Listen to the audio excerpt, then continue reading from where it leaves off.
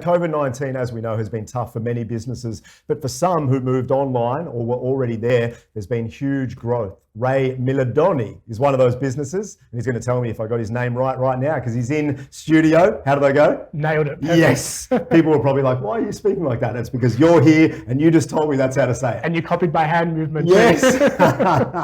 Very good, mate. Thanks for coming in, firstly. Tell us about farmingsecrets.com. Before this year, what are you up to specifically for people that don't know? Yeah, so Farming Secrets is an online community of farmers who want to transition away from chemical farming and do it more naturally. Previously, we had a lot of DVDs that we would send out to people. Yep. We had an online community already, but COVID really enabled us to fast track and have a look at what we're doing and seeing where there were a lot of roadblocks, and like putting DVDs into the post was basically a roadblock. They weren't going anywhere. Yep. And so we thought, how do we pivot and embrace this kind of situation to get information to people? We had farmers who now had time on their hands and people sitting at home, and we had facilitators who all their road shows got cancelled. So we were that joining dot and solved that. Yeah, so take us through, when you find out that everything changes back in March, whenever it was, what was the next 2 or 3 weeks like you? Because obviously it's, there's emotion around it. Like, how did you manage that with your team as well? Initially it was like, oh no, what do we do? And so it was a frantic, shows were cancelled.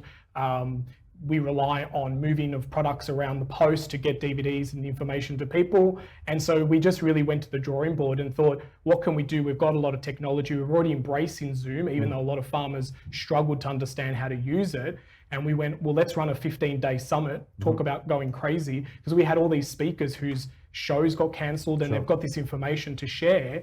And it's very valuable information to know how our soil works and growing food without chemicals. And so people were wanting to share it and they were kind of stuck at home. So we went, let's do a 15-day summit. We called it, What's the Time, Mr. Wolf? And it's, it's like soil time. And we just did it. We hacked it together. We really didn't know what we were doing, but we went, let's just see what we can make of this situation to get people positive. We even had kids activities during these summits, and we tried to give a bit of inspiration in a time that was a bit dark and gloomy. No, nice. Before we talk about what you're doing with the soil, because that's fascinating in itself, what did you learn this year? What was the one thing that really sticks in your mind that was maybe a surprise or you learned? And what was one thing that didn't quite go as well as you would have hoped?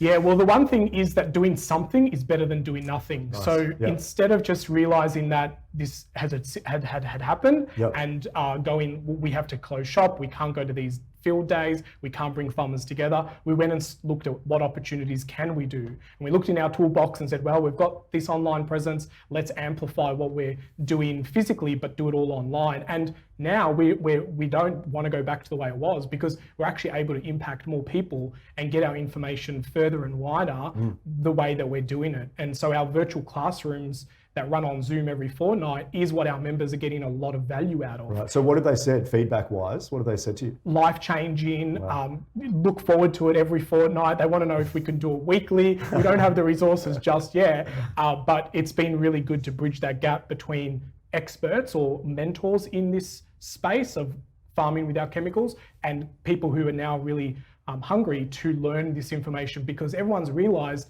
that the food system is a little bit broken when things don't go to plan, and COVID has shot a lot of light on that. And unfortunately, humans need an event like this to kind of be shaken up and go, maybe we can do this differently. Yeah, so let's talk about that. Obviously, food nutrition is a really big one for you. Before we talk about what you're doing, what should we have learnt this year around what you just said then in terms of food, the way we manufacture it, all that sort of stuff? Yeah, something that's really come to my mind with speaking to a lot of soil experts and growers and of food and fiber is that it's all about taste and nutrition. And it's very hard to look at an apple and go, what nutritional value does that have? Sure. And there's no nutritional breakdown on that either. But taste is our biggest weapon. And when we start tasting food that's grown regeneratively, and that's the buzzword that's kind of in the market now, farmers who are going down this regenerative ag movement, it's all about focusing on soil health. And the big studies now about soil health, plant health, gut health, and then mental health. And coming out of COVID, there's a lot of talk about mental health and people working from home, a lot of changes. And now's probably the best time that we can go to prevention over cure and get to the food, because at the end of the day, we all eat. It's one thing we have in common, and taste is a very big thing of that experience. So how far away are we in terms of where you would like to be for all of us being as healthy as we possibly, do you feel good about it, or is there a really long way to go? Hundreds of years ago, we had this opportunity in time to really choose this agriculture system that was all machine-based and human intervention, or let Mother Nature do what she did best. And unfortunately, we went the human route because it made us busy, gave us a lot of net worth, sold a lot of products, a lot of machinery. And what we're realizing now is that a simple system doesn't need to be complicated. And the way that a rainforest works, there's no one turning soil or fertilizing. It just works naturally with its ecosystem. And growing food that way has proven to grow food that's very high in nutrition. The plant health is much more resilient, so it doesn't need all these bug chemicals and control, and it grows really good tasting food that actually makes us feel fuller, so we can actually eat less. So this myth of organic and regeneratively grown food costing more is really a myth, because we can actually eat less because we're feeling more satisfied. We can cut our meal numbers down. Yeah, mate, thank you. I love how you break it down really simply. I think, for me personally, I think a lot of people out there, it's like we didn't think enough about what we were eating. Now we are thinking more and more. Let's hope we can get there super quickly. In terms of where you're at, what you're doing, farmingsecrets.com, who would you encourage to jump online and learn a bit more, do you think? Well, in honesty, a broad thing, anyone who eats food and anyone who's interested in growing food. As much as our programs have been designed to be for a farmer, they are for any size grower, because soil works the same. It has the same language globally. And so if we understand how our soils operate and how that ecosystem works and the universe beneath our feet, we probably know more about Mars than the universe beneath our feet.